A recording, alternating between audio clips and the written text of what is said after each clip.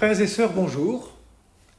Souvenez-vous, dimanche dernier, nous étions aux sources du Jourdain, près d'une grande ville païenne, Césarée de Philippe. Et c'est là que Jésus avait provoqué la confession de foi de Simon en demandant à ses disciples « Pour vous, qui suis-je » Et Simon avait répondu « Tu es le Messie, le Fils du Dieu vivant ». Et la scène n'est pas finie. Elle se poursuit immédiatement avec l'évangile d'aujourd'hui. Et ce que Jésus y révèle a dû sonner comme un coup de tonnerre au cœur de ses disciples. En effet, jusque-là, Jésus avait parlé du royaume des cieux. Maintenant, il parle de son propre avenir et il en parle comme d'un nouveau commencement. Le premier commencement était son départ en mission après les tentations au désert. L'Évangile disait « À partir de ce moment, Jésus commença à proclamer « Convertissez-vous, le règne de Dieu s'est approché ». Aujourd'hui, c'est un deuxième commencement. L'Évangile dit « À partir de ce moment, Jésus commença à montrer à ses disciples qu'il fallait qu'il souffre, qu'il meure et ressuscite. » Vous imaginez ? Celui que Simon nommait le Messie, le Fils du Dieu vivant, comment peut-il subir un tel sort ? C'est impensable. Impensable aux yeux de celles et ceux qui attendaient un Messie glorieux. Mais la Bible, avec le prophète Isaïe, nous apprend que les pensées des humains ne sont pas celles de Dieu, leurs chemins ne sont pas ceux de Dieu. Désormais, rien ne pourra retenir Jésus qui commence son chemin vers Jérusalem, autrement dit, vers sa passion. L'Évangile le dit avec force. Il lui fallait partir pour Jérusalem. Cette expression « il lui fallait » nous dit la volonté de Dieu. Cette volonté de Dieu n'est autre que la réalisation de notre vocation, de ce pourquoi nous sommes faits. C'est sans doute progressivement que Jésus l'a découvert, au cours de sa propre histoire, des événements qui ont traversé cette histoire, des rencontres qu'il a pu faire. Tout comme nous, c'est en accomplissant la volonté de Dieu que nous découvrons notre vocation profonde. Et c'est librement que nous pourrons y répondre. Jésus accepte librement le chemin de sa passion, autrement dit, du don de soi.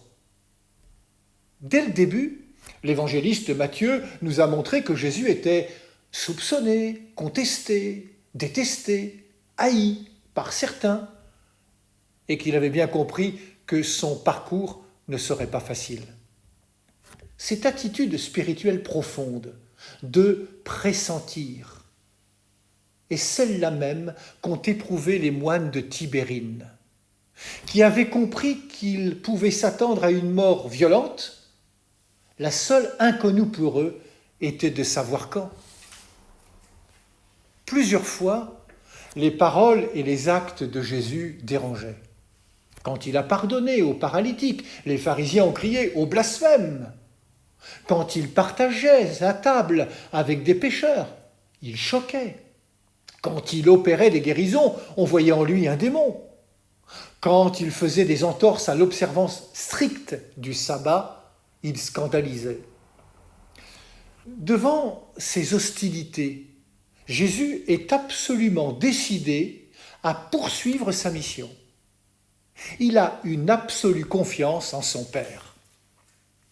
C'est pourquoi, lorsque Simon veut arrêter Jésus dans sa course, « Dieu t'en garde, Seigneur, cela ne t'arrivera pas ».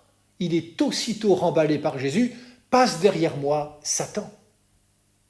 Simon-Pierre, qui avait fait cette si belle profession de foi, devient obstacle pour Jésus. Il n'a pas compris la messianité de Jésus. Mais pouvait-il seulement la comprendre ? Oui, Jésus est le Messie, mais pas à la manière des hommes. Pas comme Simon-Pierre et ses amis l'entendent. C'est pourquoi Jésus lui dit « Tes pensées ne sont pas celles de Dieu, mais celles des hommes. » Simon ne comprend pas que Jésus a choisi le chemin de la fidélité à son Père et non pas le chemin de la facilité, de la gloire, de la notoriété que lui propose Satan.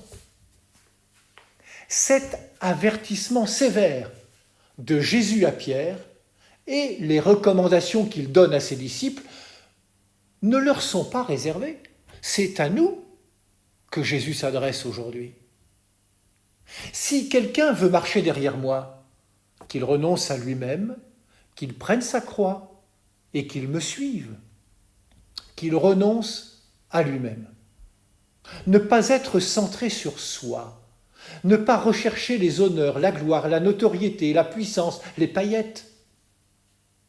Qu'il prenne sa croix. Autrement dit, donner sa vie en suivant Jésus.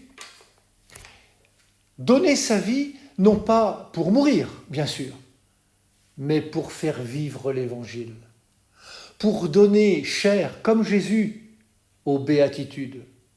Donner sa vie en portant notre attention aux plus fragiles, aux plus pauvres, pour que personne ne soit oublié de cet amour que Dieu veut porter au monde par son Fils bien-aimé.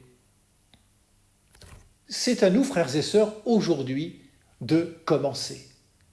Commencer en faisant un pas vers Jésus, le premier de cordée, un pas pour le suivre dans le service des autres.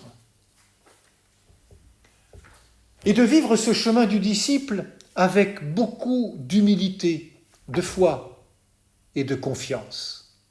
Le père François Varillon écrivait dans son livre « L'humilité de Dieu » « Il faut peu de puissance pour s'exhiber, il en faut beaucoup pour s'effacer. Dieu est puissance illimitée d'effacement de soi. » C'est ce chemin que Jésus commence en marchant vers Jérusalem, et c'est ce chemin qu'il nous invite à prendre. Ne nous laissons pas prendre notre vie, mais donnons-la. Amen.